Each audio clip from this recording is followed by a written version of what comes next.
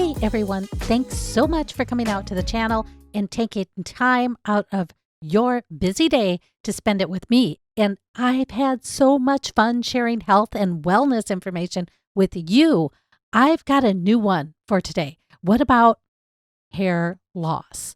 And this doesn't just have to be hair loss on your head. It can be losing hair all over the body. Before we get started, I have to share my medical disclaimer with you. All the information on this channel is for information and entertainment purposes only.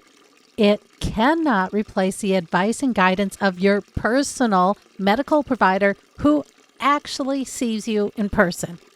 Using any of the information provided should only be attempted after consulting with your medical provider. Okay, I have 2 suggestions for you on what you can do to help with hair regrowth. And the first is essential oils, and the second is Moxa. In this episode, I'll do a deep dive on essential oils, and then in the next episode, it will be a deep dive on acupuncture points to support hair regrowth. Now, I love essential oils and I love the complexity of the fragrances you can create by combining them. So, here are 4 essential oils you can blend in equal amounts to use to help hair regrowth: cedarwood, thyme, rosemary, and lavender. Now, make sure to test this blend on your skin, not the individual oils, because cedarwood can have a sensitivity on the skin. But when you marry it with thyme and lavender, well, those 2 oils help neutralize the potential sensitivity of cedarwood. So you might be sensitive to cedarwood by itself, but when you blend it with these 2 oils, you might find that you're not. That is part of the genius of Chinese herb theory. There are certain herbs that are used to help neutralize specific side effects of critical herbs. And that allows you to use these herbs and get their essential benefit. Cool, huh? So why these herbs or why these oils? Well, the most common driving factor of sudden and intermittent hair loss is stress. And that's in both Chinese medicine and Western medicine. It can be some overwhelming stress to the body, like an illness or an accident or emotional stress, like this pandemic. And whatever it is, it begins to overwhelm your body's ability to adjust and accommodate. And one of my favorite sayings is, the body's key role in this life is to maintain homeostasis, because as long as you can maintain homeostasis, you are alive. And homeostasis is all the internal processes in the body to try and keep everything in balance. So when the body becomes overwhelmed, it can run into problems maintaining all those systems.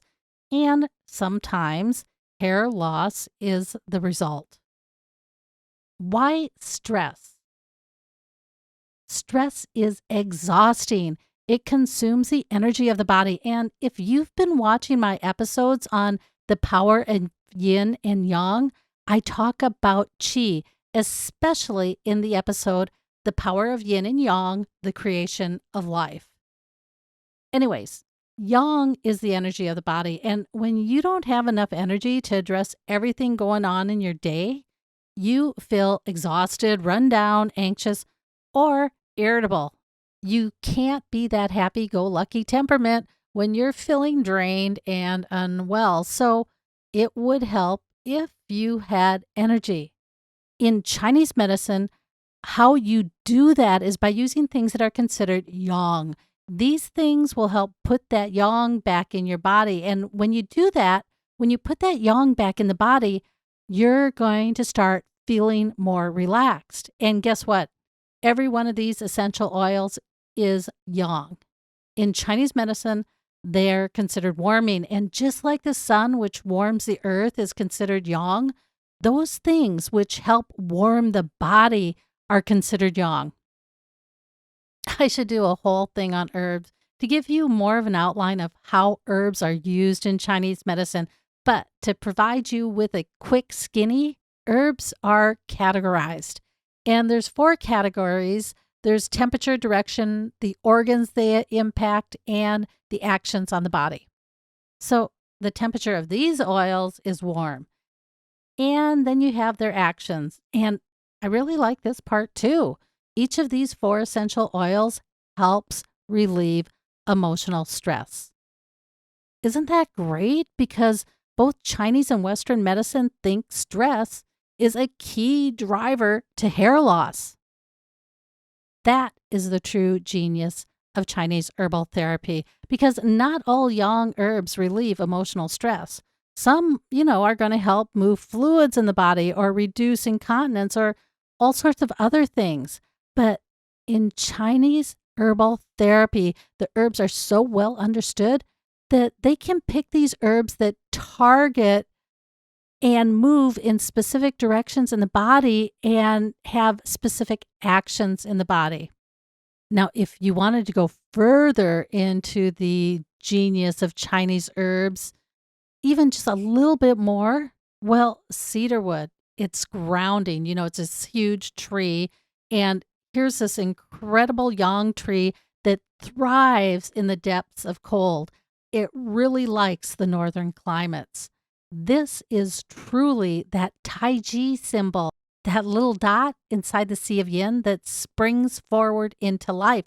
And that's what you're trying to do to get your hair to grow. You want it to spring forward through the sea of yin and grow. Rosemary opens the passages, and because of rosemary's ability to do this on the head, it is known for its ability to clear or open the mind. Rosemary also aids in digestion. Thyme and lavender help support healthy skin function, and both are lifting or aid in helping things move upwards. And remember earlier in this episode when I was talking about herbs that help neutralize potential side effects of other herbs? Because thyme and lavender have a specific action on the skin, thyme strengthens the immune system while aiding in clearing the skin, and lavender helps with cuts and burns. That's the reason why these 2 herbs may help neutralize any sensitivity you might have to cedarwood. There, you're starting to experience more of the genius of Chinese herbal therapy, where the properties of the different herbs are so well known. They are able to identify those herbs that are going to support what you're trying to accomplish, and they're going to help neutralize any negative effects of the herbs that you need to use. So if you think you might be sensitive to cedarwood, try the blend and see if you're still sensitive. So, what I like to do with essential oils that I'm going to apply to my hair or body is put the oils in my daily hair product or body lotion. If I'm going to use an all day conditioner or an oil or a lotion, I just add a couple drops of the blend to my all day product and I put it on. You might be tempted to add peppermint to your blend because this is such a popular essential oil. Why you don't want to do that with this blend is the temperature of peppermint is cold. So even though it is light, uplifting, yang type of herb that aids with digestion, which sounds a little like rosemary, it can also drive things inward, which is the exact opposite of what you want to do with your hair. And you can see this in another way. All the herbs you're using are calming, while peppermint is energizing. So peppermint's kind of like giving someone suffering an anxiety attack coffee. Okay, so there are 4 essential oils you can blend at home that may help with hair regrowth. They are cedarwood, rosemary, lavender, and thyme. you got some great background on why these herbs were so great for hair regrowth. Some of the reasons were each of these oils are all yang herbs, so they help put the energy back in the body. They're warming, which is the temperature of yang. They have this great ability to reduce stress, and they move outwards. Okay, guys, thanks for coming out. The next episode on Moxa will take you on a deep dive on the points and why those points can work for hair regrowth. And it's going to go into 5-element explanation of the points, their benefit, and their synergy. So until next time, I'll catch you on the other side.